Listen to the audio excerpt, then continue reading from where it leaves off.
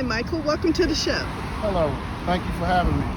So, why don't you introduce yourself and let everybody know who you are? Tell us a little bit about how you became a writer, your book, and what you got going on. Well, my name is MJ Grayson. I used to write urban fiction a long time ago, but I kind of like travel into the areas of romance and relationships and marriages now. And I have a book entitled The Courtship of Eboni Law. It is an older woman, younger man love story involving the martial arts that takes place in New York City. Wonderful. How did you get the concept for New York? I used to live there. I lived there a number of years. I lived in New York, being a Washingtonian. I lived in New York City 13 years. And I had a lot of experience with the martial arts when I was living there.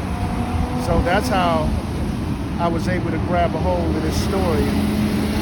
Wonderful, wonderful. So that gives us the backdrop of the story, the city.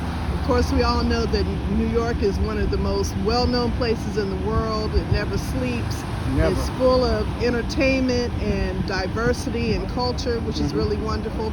But what actually made you become a writer? What fueled that desire, that interest? We're going way back, probably 30 years ago. 31 years ago, when I was in the 10th or 11th grade.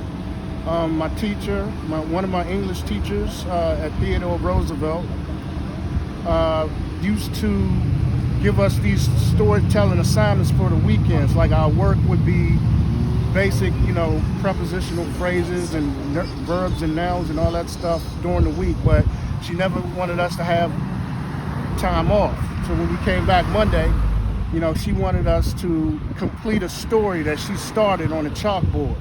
So she would write like a paragraph starting off the story. And so we would have to finish the story. And for whatever reason, my version of the story always ended up being longer than my classmates. And I would always get nothing less than an A+, when I turned it in on Monday. And this was something that I found that I really enjoyed doing. So that's how I really got me into writing. Our story is very similar. I did the same thing in high school. Would write and just creative writing, and the teacher was always like, wow, your stories are always so interesting and so in depth and have so much color. So they say writing is one of the most personal things that you can do. But then too, you can be so creative because there's so many genres and so many avenues that you can go into. So it was something that I just loved doing. Something that helped keep me out of trouble. Something that, kept me busy. Something that I found joy. It brought joy to me when I did it. So I kept at it and kept at it and kept at it.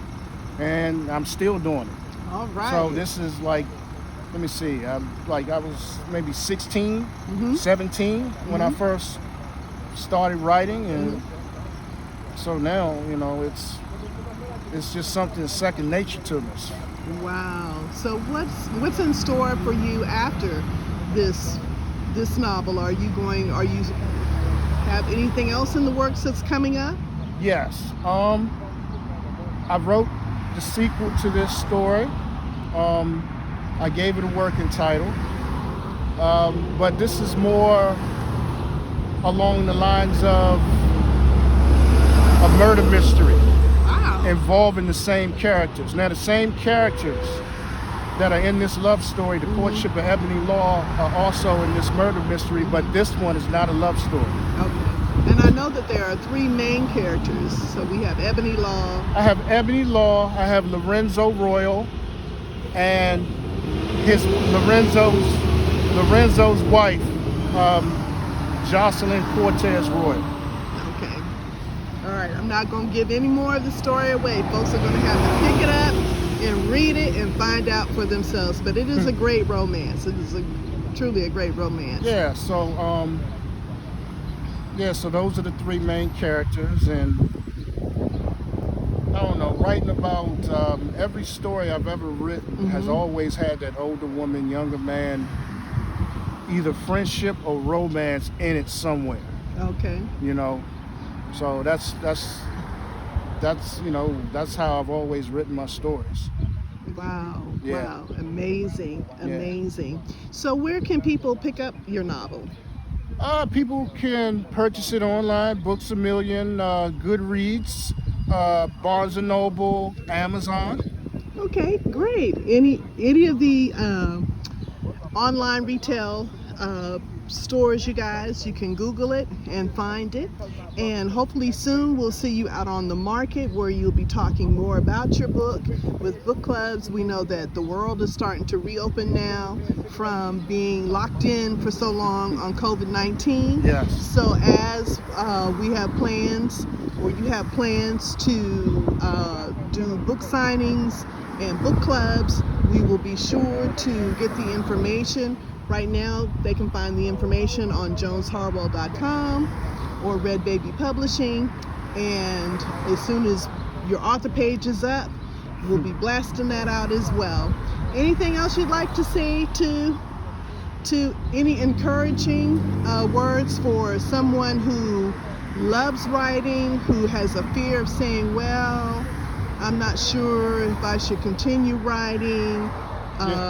You know, who's going to be out there that's really going to want to hear my work, or, you know, a little bit timid about getting published? Any advice you would give? If you're a writer, one thing about being a writer, you can't live in scarcity.